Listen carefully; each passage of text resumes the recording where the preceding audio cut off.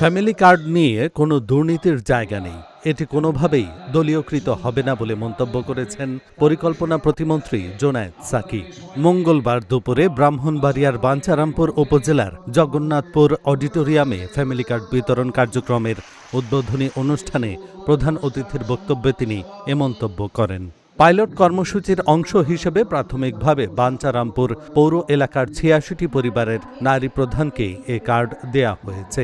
Card বিতরণে দরিদ্র, হতদরিদ্র ও ঝুঁকিপূর্ণ নিম্ন মধ্যবিত্ত পরিবারের নারী প্রধানকে বাছাই করা হয়েছে। কার্ডের মাধ্যমে পরিবারের নারী প্রধানরা ২৫০০ টাকা করে অর্থ সহায়তা পাবেন। পর্যায়ক্রমে আরও দরিদ্র, হতদরিদ্র ও ঝুঁকিপূর্ণ নিম্ন মধ্যবিত্ত পরিবারের নারী প্রধানকে ফ্যামিলি কার্ডের আওতায় আনা হবে বলে জানান সংশ্লিষ্টরা। ইতোমধ্যে ফ্যামিলি কার্ডের টাকা নারী প্রধানদের অ্যাকাউন্টে চলে গেছে। এখানে দুর্নীতির কোনো সুযোগ নেই বলে জানান জোনায়েদ সাকি। যে পরিবর্তনের সূচনা করেছে, এই পরিবর্তনের সূচনাকে আমাদের এগিয়ে নিয়ে যেতে হবে। সেজন্য জনগণের কাছে আমাদের পৌঁছাতে হবে। যারা বিভ্রান্তি ছড়াচ্ছে, যারা মিথ্যা ছড়াচ্ছে, তাদের ব্যাপারে সতর্ক থাকতে হবে। আপনারা সম্প্রতি দেখেছেন, এটা বলে শেষ করি, এই বাঞ্ছারামপুরের অভিজ্ঞতা থেকে, প্রত্যক্ষ অভিজ্ঞতা থেকে বলতে পারি, একটি ভোট এই বাঞ্ছারামপুরে কোনোভাবে জালিয়াতি হয় নাই। আমরা কাউকে করতে দিই নাই।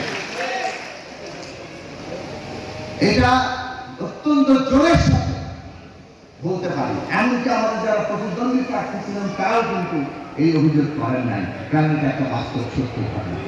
কিন্তু আমরা দেখছি একটি দল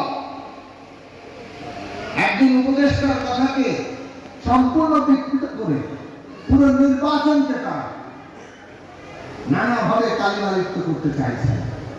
শুধু পরিষ্কার করে বলবে এটা রাজনৈতিক দেউলিয়াত্ম, পুরনো বন্দোবস্তের রাজনীতি।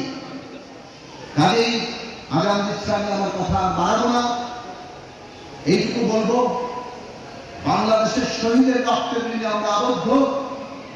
জনগণের স্বার্থ ভিত্তিক কাজ করে এই দেশে আগামী দিনে রাজনীতি করতে হবে।